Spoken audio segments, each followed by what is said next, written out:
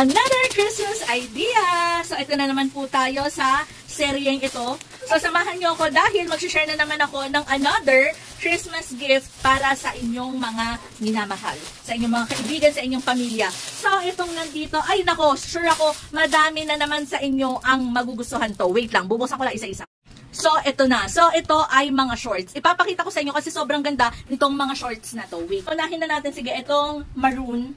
So, itong short pala na to ha, ay 4 na piraso, 300 pesos lang. Actually, pag nakasale nyo pa to nakuha, kasi nakasale ko to nakuha. So, around nasa 200 plus lang, 4 na shorts ang nakuha ko. So, depende pa sa inyo kung anong mga kulay yung nasa bundle na kukunin nyo. So, yung mga gusto nyo pang kulay, yung makukuha ninyo.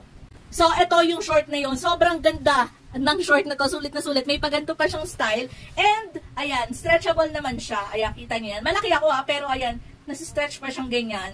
So, ito ang kanilang color maroon. Tapos pala, meron din silang bulsa. At hindi lang siya basta bulsa dahil may zipper yung mismong bulsa niya. Diba amazing?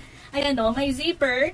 So, halimbawa, hindi nyo na, may nilagay na kayo pera, i-zipper nyo na ganyan. Okay na. O, diba? And, hindi lang isa ang zipper niya. As in, left and right, kaliwat kanan, yung zipper niya. So, maganda to. Lalo na kung, kung ipang re-regalo nyo nga, hindi siya mukhang mumurahin lang. So, again, ito ang kanilang maroon, dark gray.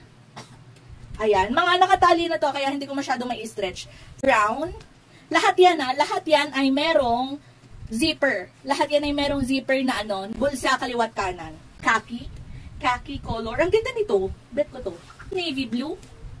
Ayan, navy blue. And of course, hindi pwedeng hindi mawala ang color black. Ayan.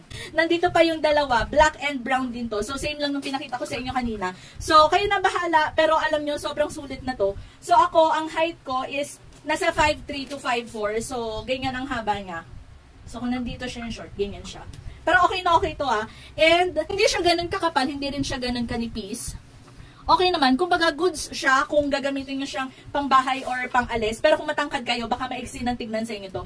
Pero, hindi na to masama kasi again, below 300, 4 na piraso yung marireceive ninyo. So, kung ako sa inyo, i-check out nyo na ilalagay ko dyan sa yellow basket yung mga link nitong mga